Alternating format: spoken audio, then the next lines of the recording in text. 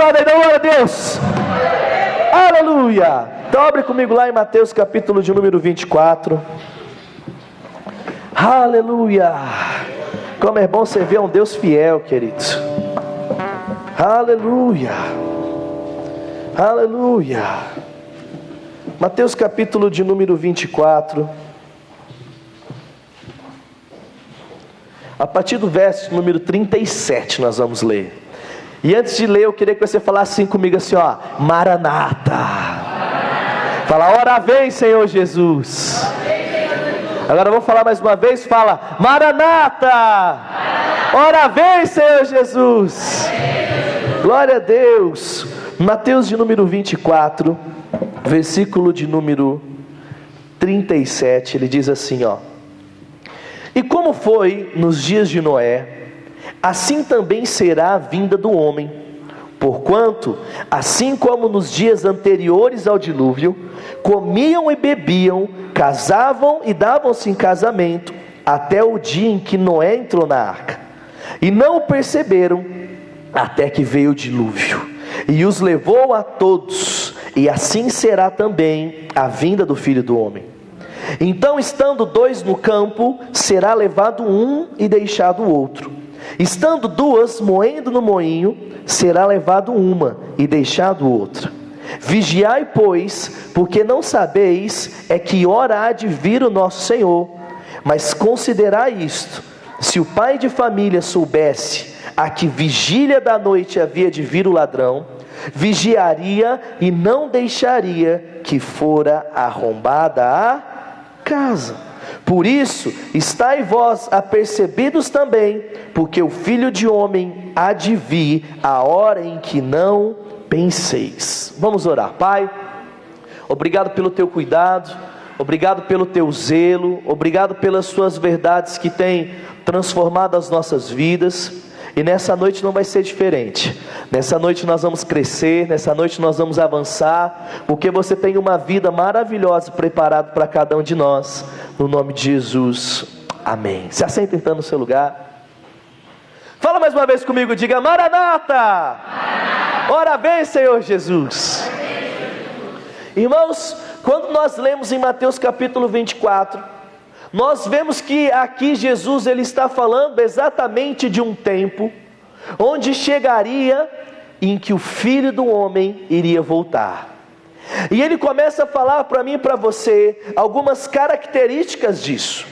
Ele começa a dizer, querido, que quando Jesus voltar, vai acontecer que vão estar duas pessoas no moinho, e quando menos se esperar, aquela pessoa que está no moinho, uma vai ser levada e a outra vai permanecer.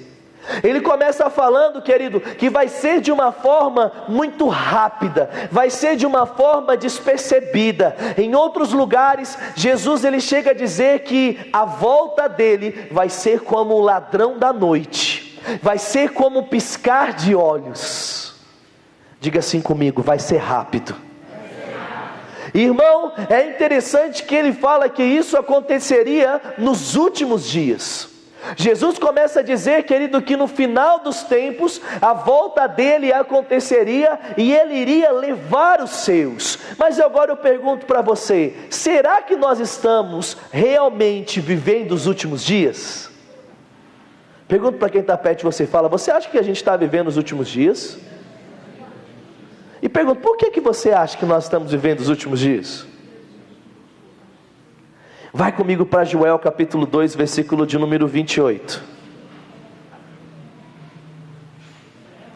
Joel, está lá no Velho Testamento, depois de Oséias. Abre no meio da Bíblia assim, você vai estar bem perto. Joel capítulo 2. Joel 2.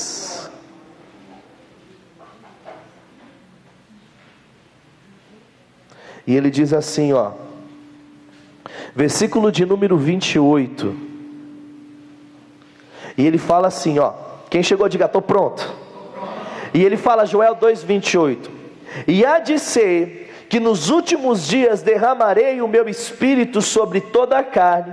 Os vossos filhos e as vossas filhas profetizarão, os vossos velhos terão sonhos, os vossos jovens terão visões.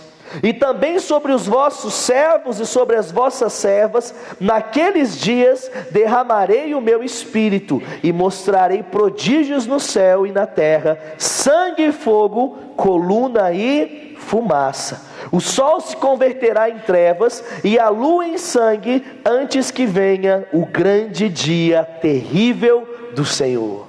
Queridos, quando nós estamos lendo aqui em Joel capítulo 2, versículo 28, o profeta estava falando para nós que teria um acontecimento, ou teria um fato que iria abrir os últimos dias. Existiria um acontecimento que após esse acontecimento, os últimos dias teriam dado início. E ele diz que o que produziria a abertura dos últimos dias era exatamente o derramar do Espírito Santo sobre toda a terra. Quando nós olhamos e nós ouvimos falar sobre o Espírito Santo, no Velho Testamento, o Espírito Santo ele vinha de uma forma limitada sobre as pessoas, irmãos. Apenas sobre os sacerdotes, reis e profetas, durante um tempo sobre alguns juízes. O Espírito Santo vinha para que eles desempenhassem um propósito, para que eles cumprissem uma missão. Um exemplo, você vai e tem que vencer uma batalha, e o Espírito Santo vinha sobre um determinado rei, sacerdote ou profeta, e capacitava ele para que ele vencesse aquela missão. O rei uma batalha, o sacerdote fizesse as coisas do ofício no tabernáculo. O Espírito Santo ele era derramado de uma forma limitada. Diga comigo, limitado. Mas Joel diz que chegaria um dia onde esse Espírito ele não mais seria derramado de uma forma limitada, mas ele seria derramado sobre toda a carne. Diz, querido, que até sobre os vossos servos e as vossas servas seria derramado. Agora eu pergunto para você, será que esse acontecimento de Joel 2:28 já aconteceu? Vai comigo para Atos capítulo 2, vamos ler um texto lá. Atos capítulo de número 2. Aleluia. Vamos ler um versículo um pouquinho antes do 2. Atos 1:8. Vamos lá, para a gente ver e entender um pouquinho mais. Atos 1:8. Quem chegou diga Maranata. E ele fala assim, querido, ó: mas recebereis poder do Espírito Santo, que há de vir sobre vós. Meu irmão, se há de vir, ele já tinha vindo ou ele iria vir? Ele iria vir. Estava falando de um acontecimento futuro, estava falando de algo que ainda iria acontecer. E ele continua dizendo: então ser-me-eis testemunhas tanto em Jerusalém como em toda a Judéia e Samaria e até aos confins da terra. Então, meu irmão, lá atrás no Velho Testamento, Joel disse assim, ó: vai acontecer. Quando nós já estamos no Novo Testamento, em Atos 1:8, ainda não tinha acontecido. Ele fala, vai acontecer, há de vir sobre vós. Só que olha o que ele diz lá em Atos 2, capítulo 1. Ele diz assim, ó: cumprindo-se o dia de Pentecoste, estavam todos reunidos no mesmo lugar, e de repente, diga de repente, veio do céu um som como de um vento veemente e impetuoso, e encheu toda a casa em que estavam assentados, e foram vistas sobre eles línguas repartidas como de fogo, os quais pousaram sobre cada um deles. Versículo 4. E todos foram cheios do Espírito Santo e começaram a falar em outras línguas, conforme o Espírito Santo lhes concedia que falassem. Olha que maravilhoso isso, irmãos. Em Atos 1:8 diz que o Espírito viria, o mesmo Espírito profetizado em Joel 2:28, e alguns versículos na frente acontece, aquilo que Joel tinha dito acontece, o derramar do Espírito acontece. Mas agora, quem é que é bom de matemática? Quem é que é bom de matemática? Você é bom? Você sabe fazer contas de mais e menos comigo, sim ou não? Sim, então vamos para Atos capítulo 1 de novo aí. E vamos ler no versículo de número 3, irmãos. Olha o que ele diz em Atos 1:3. Ele fala assim, ó: aos quais também, depois de ter padecido, se apresentou vivo com muitas e infalíveis provas, sendo visto que por eles, por espaço de 40 dias, e falando a respeito do reino de Deus. De quem está falando o versículo 3 de Atos 1? Diga assim: Jesus. Então, irmãos, quando nós vemos Atos, nós estamos dando continuidade aos acontecimentos do Evangelho. Nós temos Mateus, Marcos, Lucas e João, que são os 3 evangelhos que narram a vida de Jesus até a sua morte e ascensão.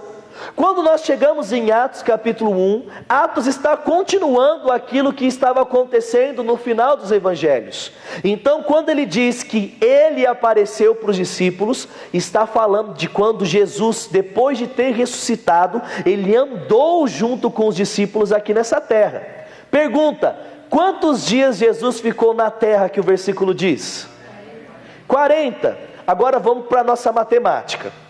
Jesus morreu em que data comemorativa? Lembra do coelhinho do chocolate? Ele morreu em que data?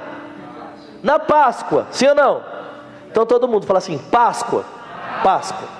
Quantos dias Jesus ficou morto e depois ressuscitou?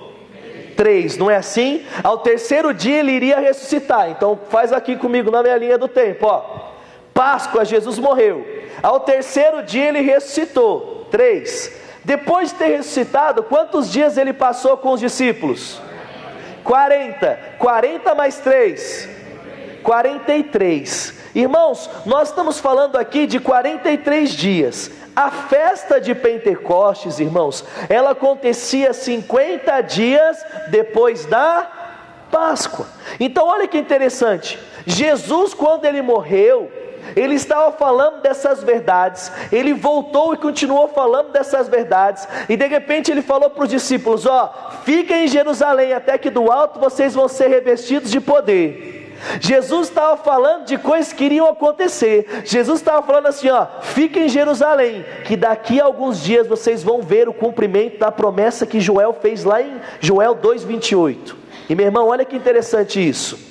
Se o Pentecostes ele era comemorado 50 dias depois da Páscoa, e Jesus viveu com eles aqui, ressuscitou 3 dias, depois passou mais 40, 43, 50 menos 40, quantos dias dão? 7 dias. Irmãos, de quando Jesus foi para o céu até o derramamento do Espírito Santo, foi apenas 7 dias que demorou. Olha que interessante isso. Jesus estava falando de acontecimentos que iriam inaugurar os últimos dias. E meu irmão, e esses acontecimentos que iriam inaugurar os últimos dias, eles começaram 7 dias depois que Jesus veio. Agora uma pergunta para você. O nosso calendário, você sabe que o início dele tem a ver com o nascimento de Jesus, sim ou não? Sim. Então meu irmão, desde o nascimento de Jesus, passaram-se 2013 anos. 2013 anos atrás Jesus nasceu. Aí você tira, meu irmão, os 33 anos de Jesus, você põe mais 50 dias nisso. Então, meu irmão, há mais de 1800 anos já começou os últimos dias. Então olha que interessante.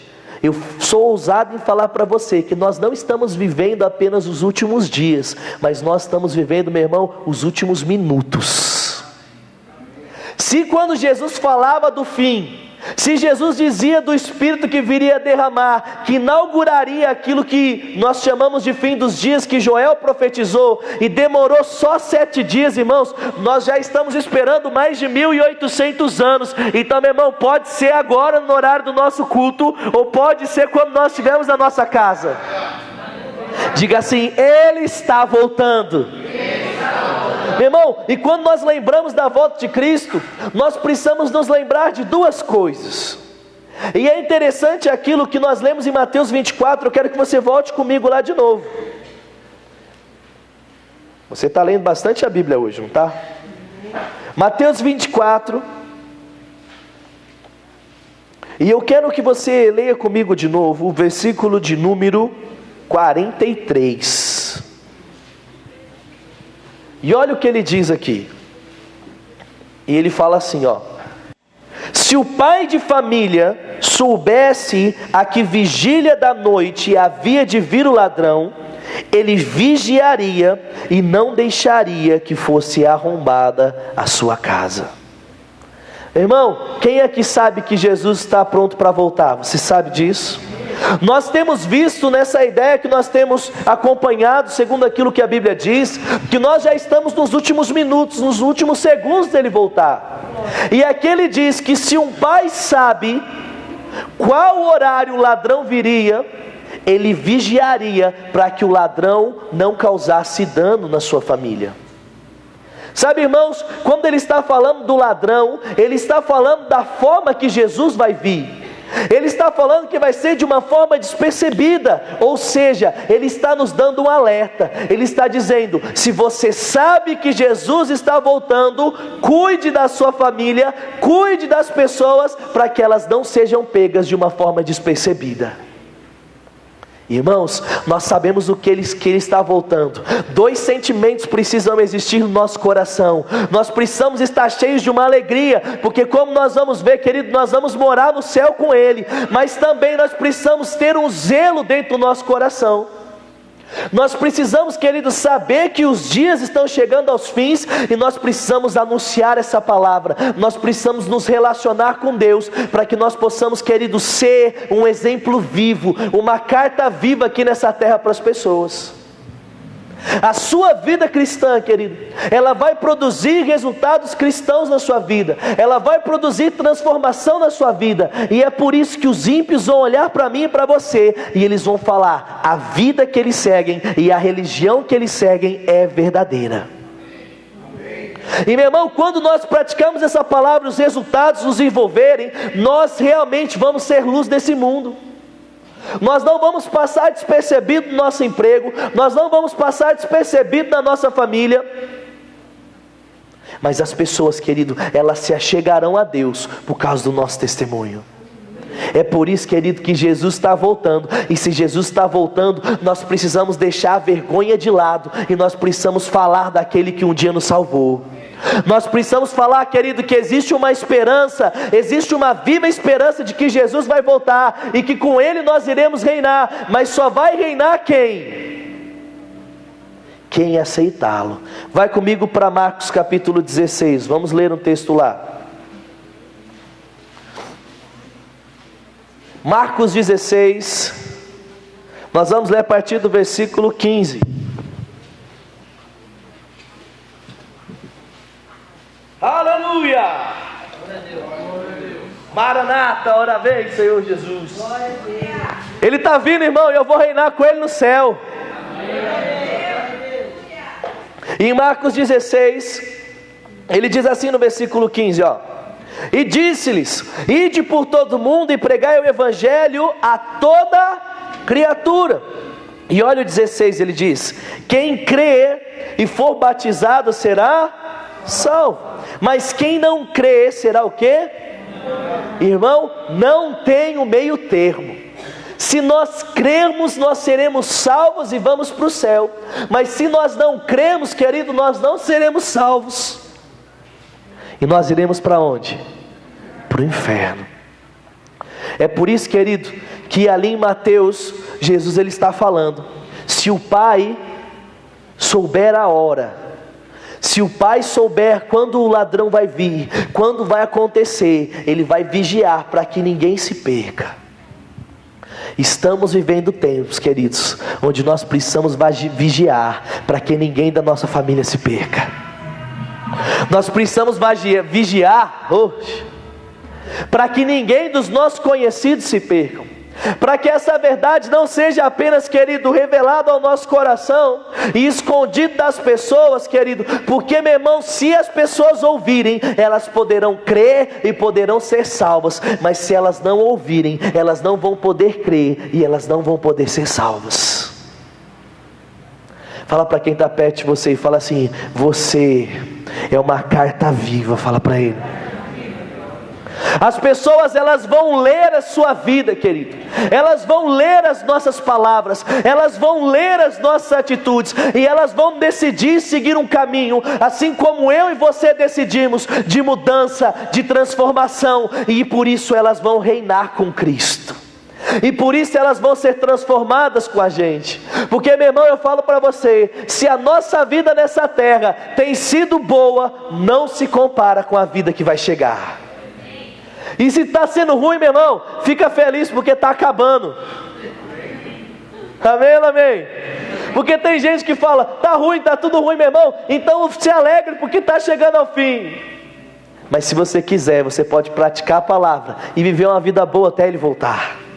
Vai comigo para 1 Coríntios capítulo 15. Eu quero ler com você alguns textos que vão falar sobre esse tempo, querido, nas nossas vidas, sobre a volta de Jesus.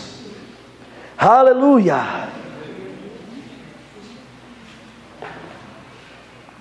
Quem aqui vai morar no céu?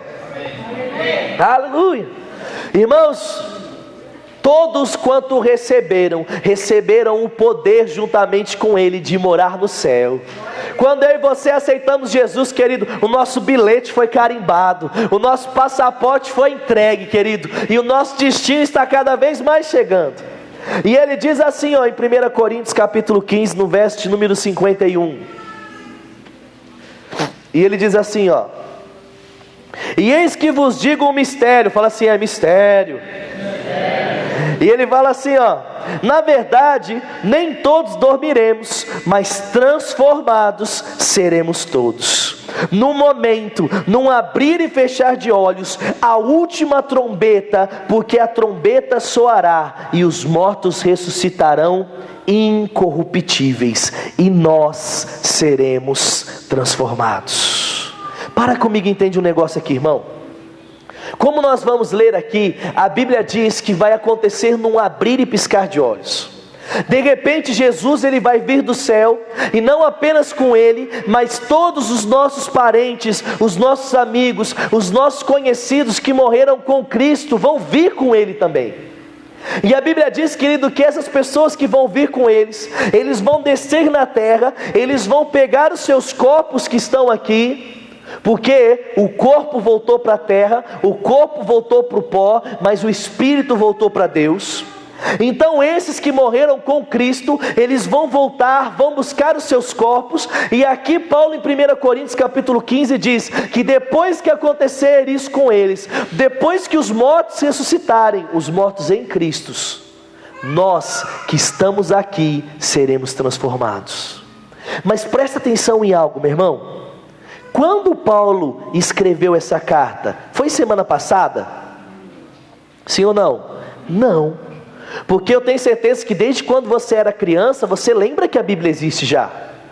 Então, meu irmão, fazem centenas de anos que essa Bíblia foi escrita. E quando Paulo diz aqui, ele disse o quê? Ele disse, e nós seremos transformados.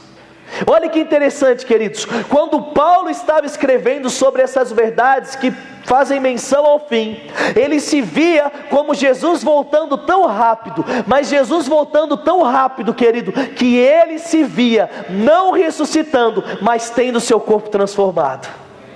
Paulo diz, ele vai voltar e nós seremos transformados. Como vai ser, querido? Num abrir e piscar de olhos. Nós vamos estar andando, vão estar dois no moinho, vão estar dois na cama, vão estar dois trabalhando, mas nós que recebemos Jesus, querido, vai acontecer num piscar de olhos, nós vamos ser transformados.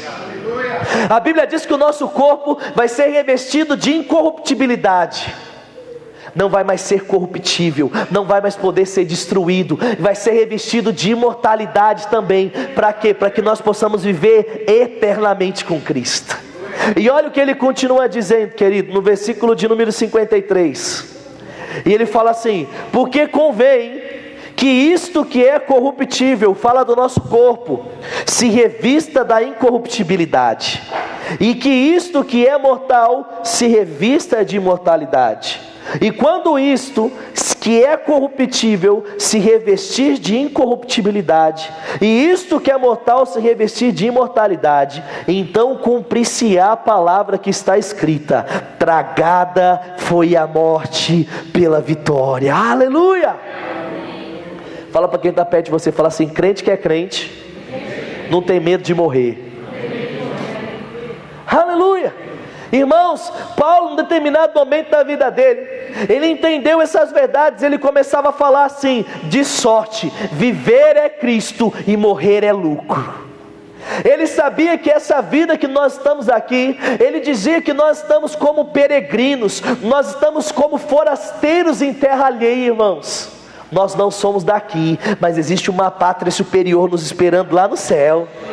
Aleluia! Aleluia! É por isso, querido, que nós precisamos ficar alegres. É por isso que nós precisamos, querido, ficar com expectativa, porque o nosso Salvador está voltando. Aquele que mudou a nossa vida um dia, vem para mudar mais uma vez a nossa história, querido. Porque quando nós aceitamos Jesus, começou um estágio de transformação. Quando eu e você aceitamos Jesus, querido, a palavra sobre salvação, ela pode ser sozo ou soteros. E quando nós falamos dessa palavra salvação, ela não fala apenas de salvação ao ponto de trazer para você uma libertação, mas essa palavra, ela fala sobre trazer bem-estar, sobre trazer saúde, sobre trazer segurança, sobre trazer vida. Quando eu e você aceitamos Jesus, querido, nós recebemos a oportunidade de viver um pedacinho do céu aqui nessa terra. É por isso que a Bíblia diz que se nós crêssemos, se nós dessemos ouvido àquilo que Deus diz, nós íamos comer e beber do melhor dessa terra. A vida que Deus planejou para mim e para você, querido, não é uma vida de desgraça enquanto Jesus não volta, mas é uma vida de paz, justiça e alegria enquanto nós estamos aqui nessa terra. Se nós praticarmos essa palavra, querido, quando todo mundo estiver com medo, nós vamos estar tranquilos, porque nós sabemos que Deus trabalha em nosso favor. Aleluia!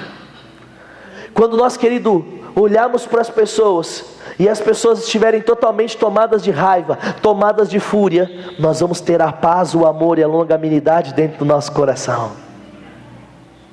Jesus mesmo disse: tenho-vos dito isso para que em mim tenhas paz. Ele diz: no mundo tereis aflições, mas tende bom ânimo, porque eu venci o mundo. Sabe, irmão, a vontade de Deus é que enquanto nós estamos aqui, nós que aceitamos Jesus, nós tivéssemos a oportunidade de viver uma faceta do céu aqui, querido. Tendo ótimas famílias, tendo ótimos, querido, trabalhos, tendo tudo quanto fizemos prosperando. É por isso que quando nós lemos em Salmo 1, um texto que nós citamos bastante na igreja, e diz: bem-aventurado é o homem que não anda segundo o conselho dos ímpios, nem se detém no caminho dos pecadores, nem se assenta à roda dos escarnecedores.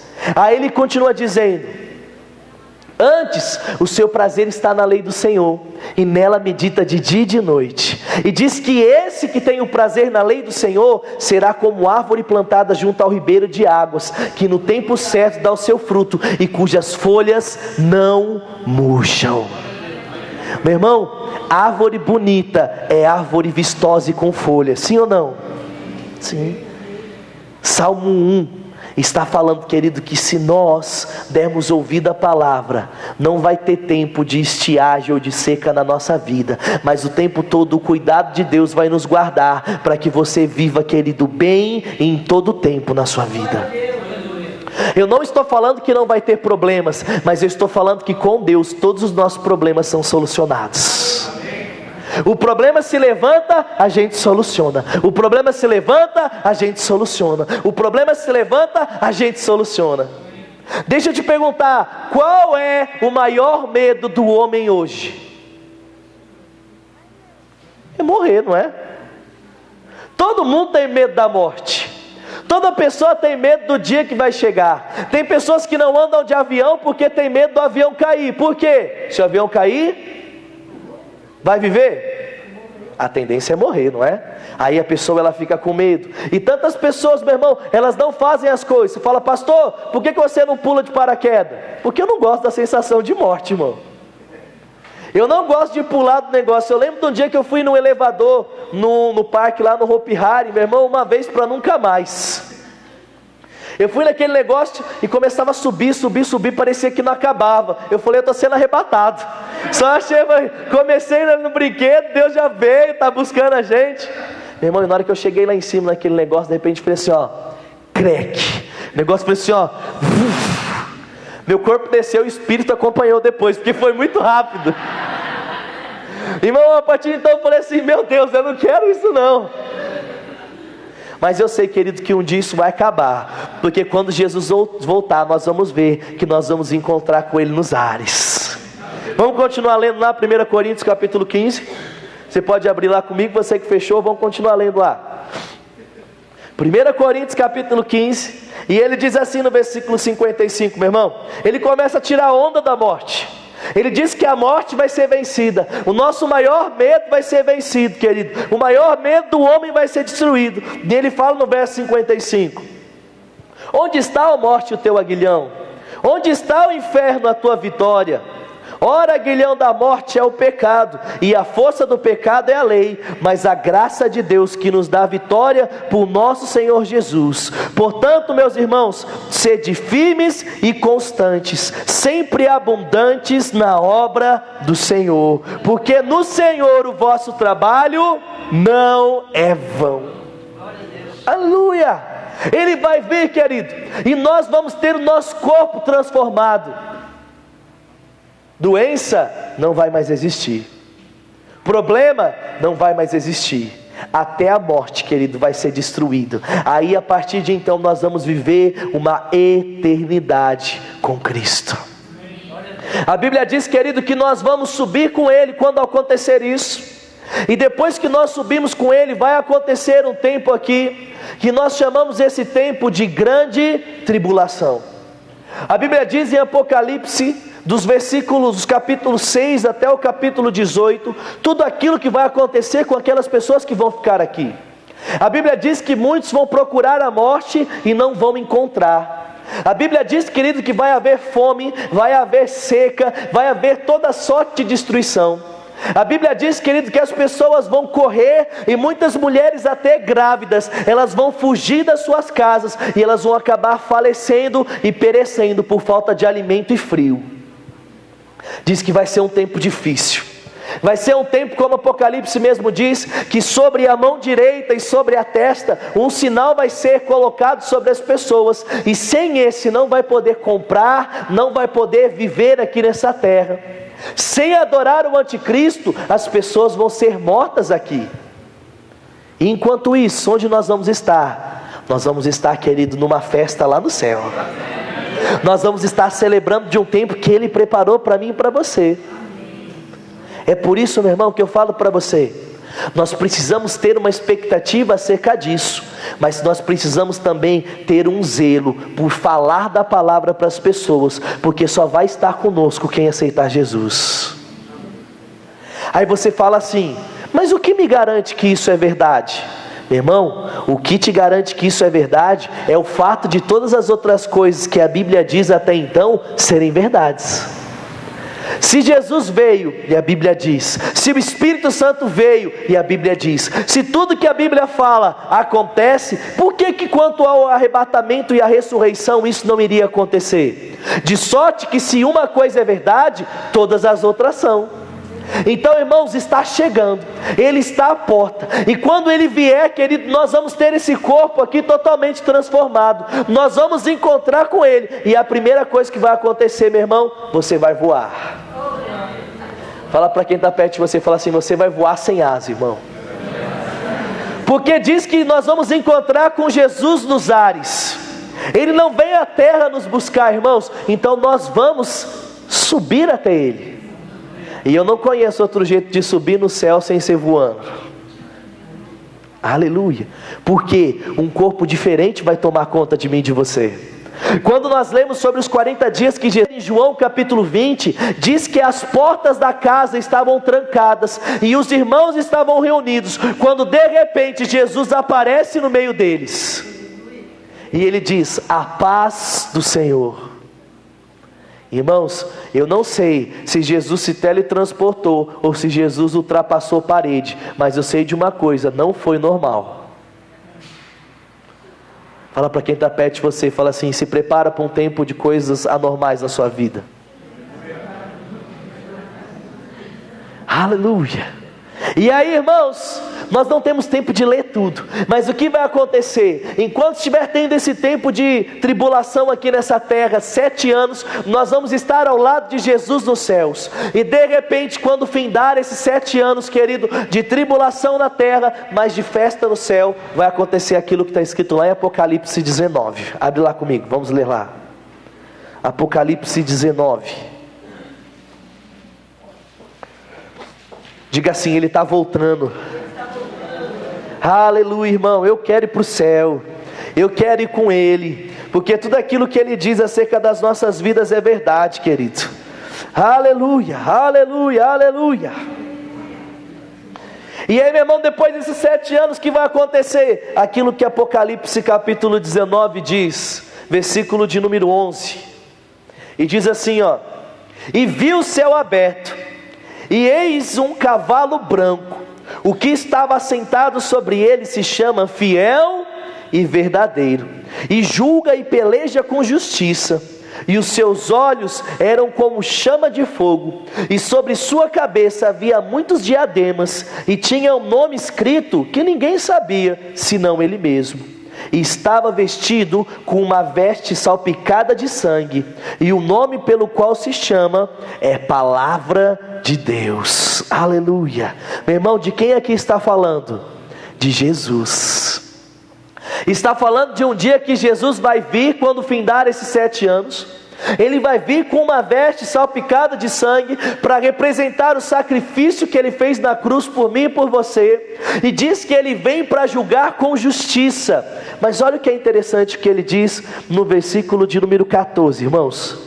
E Ele fala assim, ó: E seguiam-no os exércitos que há no céu, em cavalos brancos e vestidos de linho fino, branco e puro, e da sua boca saía uma aguda espada, para ferir com ela as nações, e ele as regerá com vara de ferro, e ele mesmo é o que pisa o lagar do vinho, do furor e da ira do Deus Todo-Poderoso. E na sua veste e na sua coxa tem escrito este nome: Rei dos Reis e Senhor dos Senhores.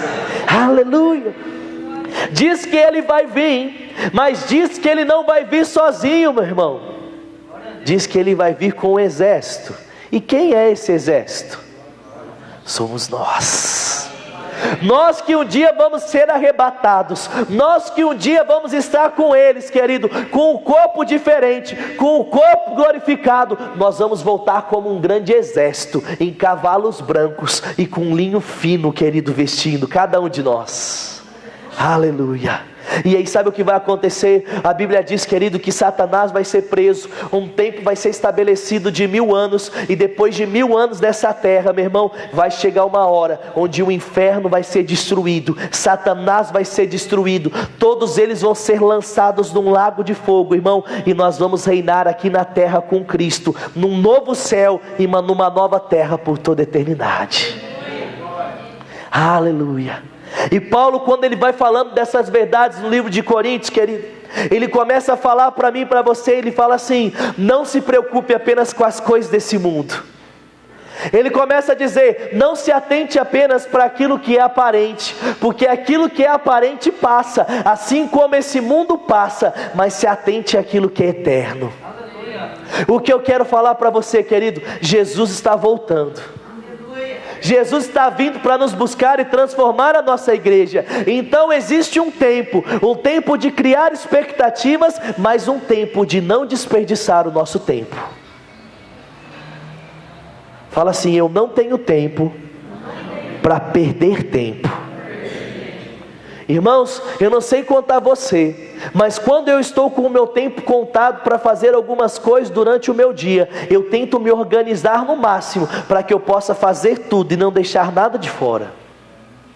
Eu não gasto tempo com superficialidade.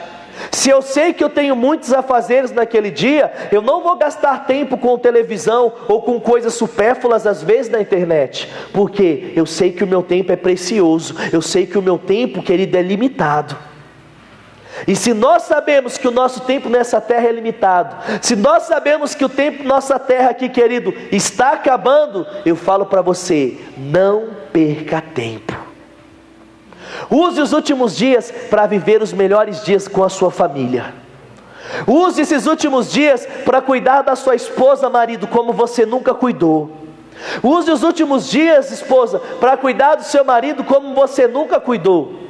Eu não estou falando que você nunca cuidou, amém? Mas eu estou falando para você cuidar de uma forma melhor do que você tem cuidado. Quantas vezes, irmãos, nós passamos dias e semanas sem expressar o nosso amor para o nosso cônjuge? Quantas vezes, irmãos, nós passamos dias, semanas e meses sem dizer o quanto nós amamos para os nossos filhos? Sabe, meu irmão, tinha uma atitude que meu pai tinha que eu odiava, mas hoje eu amo ele por causa dessa atitude. Todos os dias quando ele ia me levar no colégio de carro, quando ele ia me levar, porque a maioria das vezes eu ia de ônibus, ele me deixava na porta do colégio, irmão, e ele dava um beijo na minha cabeça. Quantas vezes eu queria, meu irmão, esmurrar meu pai por causa daquilo? Quantas vezes ele vinha dar um beijo, meu irmão, na minha cabeça, eu falava, pai, tá todo mundo vendo, sai, para de melar. Quem aqui já fez isso? Você já fez isso? Sai, pai, que melação, sai. Meu irmão, mas hoje eu amo meu pai, porque eu entendia que ele se preocupava em demonstrar o quanto ele me amava. E às vezes, irmãos, porque os nossos filhos falam não, nós deixamos de fazer. Mas eles falam não para não passar vergonha no mundo. Mas o que eles precisam é da sua atitude correta, irmão. Então se as pessoas vão debochar, não interessa, faça aquilo que é o certo. Diga o quanto você o ama, diga o quanto você deseja, querido, cuidar deles. Eu não ando, querido, a maior parte do meu tempo de carro. Eu ando a maior parte do meu tempo de moto. Eu gosto muito de andar de moto. Mas quem anda de moto sabe que é muito mais fácil você carregar as coisas no carro do que na moto, sim ou não? Sim. E tem uma coisa que eu faço desde que eu comecei a namorar a minha esposa hoje, a Kelly. Eu gosto de dar flores para ela, irmãos, porque ela se sente bem e eu sei que ela se sente valorizada com isso. E tem uma floricultura aqui em Bauru que custa por volta de R$4 um botão de rosa assim, meu irmão, que dá meu pulso assim, dá minha mão fechada. É pequenininha minha mão, mas meu irmão, a rosa é grande, é bem bonita. E sabe o que eu faço, irmão? Eu vou nessa floricultura e eu pego um botão de rosa simples, um papelzinho transparente em volta, só que eu pego a rosa, escrevo um cartãozinho para ela, e eu dou para ela às vezes de data de nada. Mas sabe o que eu quero falar para você? Não é da minha atitude, é da atitude das pessoas. Porque como eu vou fazer isso de moto, meu irmão, é difícil carregar o botão de rosa na moto, sim ou não? Sim. Na maioria das vezes, às vezes eu coloco assim na minha camiseta, fica a flor aqui, fica o pedaço para fora, ou então eu prendo no guidão assim, e todo mundo que passa do meu lado fica olhando como se fosse a coisa mais anormal do mundo. Eu acho que as pessoas, elas ficam olhando, minha mãe, é verdade. Eu estou assim, e eles ficam olhando assim, todo mundo, sabe que quando assim, olha, depois a gente olha de novo assim, para ver se é verdade. Por quê? O mundo não está acostumado a fazer aquilo que é certo. E porque eles não estão acostumados, nós como crentes, temos desacostumados a fazer aquilo que é certo. Então, marido, chame a atenção, compre flor para sua esposa. Ah, minha esposa não gosta de flor, ela gosta de um quindim que tem na padaria. Compra o quindim, compra o sonho, compra o docinho. Coisa boba, irmão, coisa de R$1, coisa de 50 centavos, porque não é o preço, mas é a consideração e a atenção. Jesus está voltando, nós vamos ir para o céu, glória a Deus por isso. Mas enquanto nós estamos aqui, nós vamos ter as famílias mais felizes, nós vamos ter os filhos mais felizes, nós vamos ter a melhor vida, aleluia. Quem está comigo nisso? Glória a Deus. Falei para o marido, mas esposa, se você sabe do que seu marido gosta, faça. Ah, meu marido gosta do arrozinho feito com feijãozinho, com o ovo frito e com o bife fresquinho. Então faça fresquinho. Ah, meu marido me gosta de ver bonita. Então rasga aquela porcaria de camiseta de vereador. Põe uma camiseta decente. Seu marido está lá. Puxa, está dando a hora do meu marido chegar. Vai tomar um banho e tira o cheiro de alho. Vai tomar um banho e tira o cheiro de desinfetante. Amém ou não amém? Amém. Isso é Bíblia, irmão.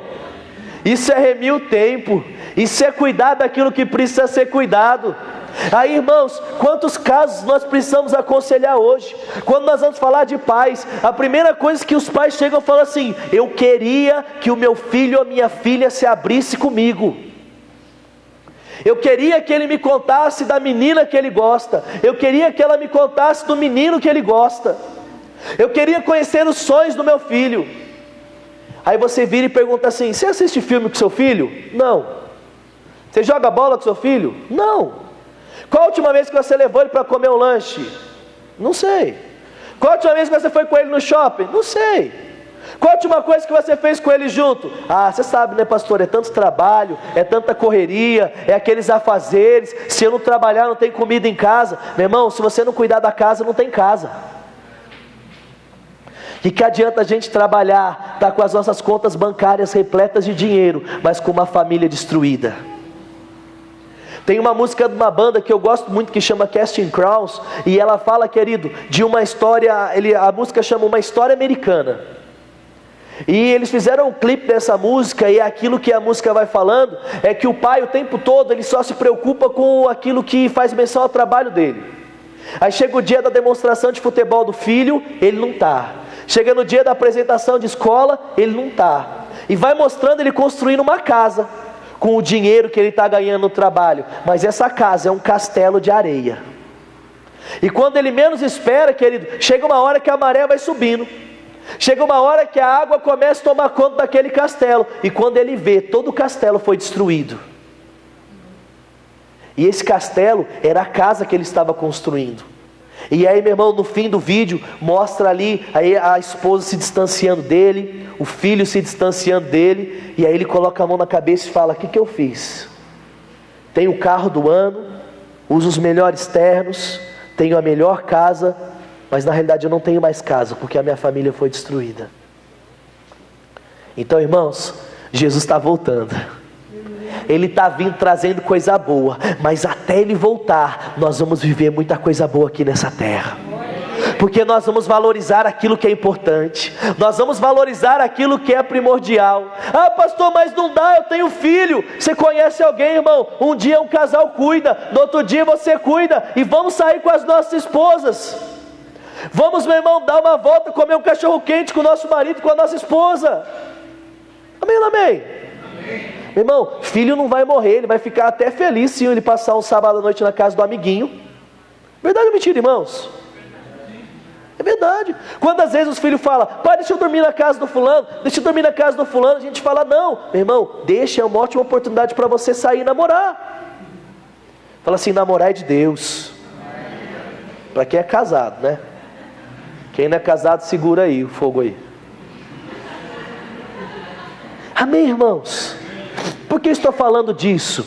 Eu estou falando disso, irmãos, porque aos poucos essas verdades têm se perdido dentro da família cristã. Aos poucos essas verdades têm se perdido dentro da igreja, e a gente só trabalha, vai para a igreja e dorme. Só trabalha, vai para a igreja, Facebook e dorme. Só trabalha, vai para a igreja, novela do capeta e dorme. Meu irmão, você está percebendo? Você percebe que a novela ela construi uma sociedade cada vez mais deplorável?